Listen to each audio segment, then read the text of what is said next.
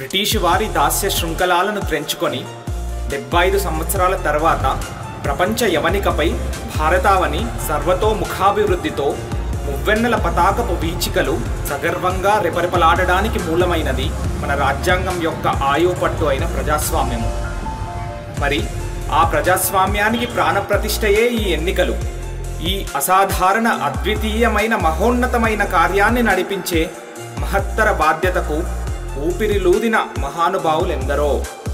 నిజాయితీ, నిష్పక్షపాతము, నమ్మకము, నిబద్ధత, నైతికత లాంటి నైజాలతో వారు నడిపిన మార్గం ఎంతో ఆదర్శప్రాయము. అసంఖ్యాక నిరాక్షరాస్యులు, శరణార్థుల ప్రవాహము లాంటి పరిస్థితులలో మొదటి ఎన్నికలు విజయవంతంగా నిర్వహించిన సుకుమార్ సేన్ గారు.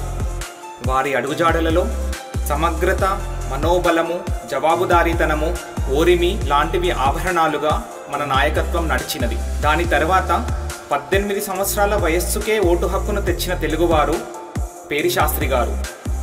దాని తదనంతరం మొదటి మహిళా ప్రధాన ఎన్నికల కమిషనర్గా విఎస్ రమాదేవి గారి నేతృత్వం.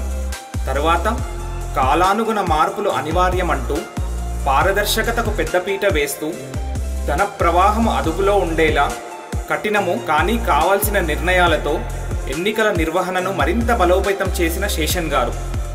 వీరు పరిచిన బాటలో విశ్వసనీయత, విధేయత, సున్నితమైన భావతత్వము ఇలాంటివి విలువలుగా మన నాయకత్వం కొనసాగింది. తరువాత లింగభేదం లేకుండా ఓటు హక్కిచ్చిన నవీన్ చావ్లా గారు, నోటాను అభ్యర్థిగా చేర్చిన విఎస్ సంపత్ గారు.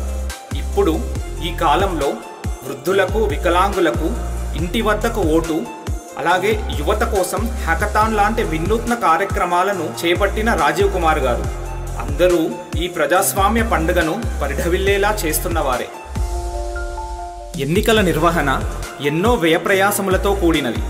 ఈ ప్రక్రియ మన వృత్తి పరిమితుల యొక్క సరిహద్దులను చెరిపేసే మానసిక దృఢత్వాన్ని మరియు సమస్యలకు తగిన సమయానుగుణ నిర్ణయాలను కోరుతోంది. అలాంటి సామర్థ్యాలతో విధులను నిష్ఠతో, బాధ్యతాయుతంగా, న్యాయబద్ధంగా, ఓరిమితో నిర్వహిస్తున్న ఎన్నికల అధికారులు, పోలింగ్ అధికారులు, ఇదంతా కూడా పరమ పవిత్రమైన క్రతువును దిగ్విజయపరిచేందుకు జరుగుతున్న సమ్మిళితమైన సమిష్టమైన కృషి.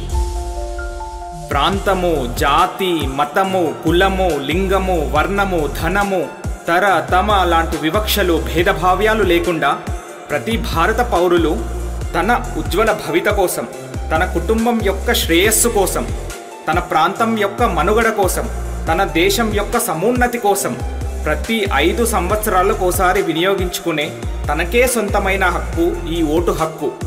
ఓ ఓటరు, మీదే నిర్ణయాధికారం. మీ ఆలోచనాత్మక ఓటే స్వరాజ్యంలో సురాజ్యానికి బాట. నీ వేలి సిరాచుక్కయే బంగారు భవితకు సాక్ష్యం. నిఖిలలోక నిండు హర్షం కోసం, నవజీవన శుభ సమయం కోసం ఈ 2024 సాధారణ ఎన్నికలలో మీ ఓటు మీ మనస్సాక్షితో, మీ ఓటు మీ మనస్సాక్షితో.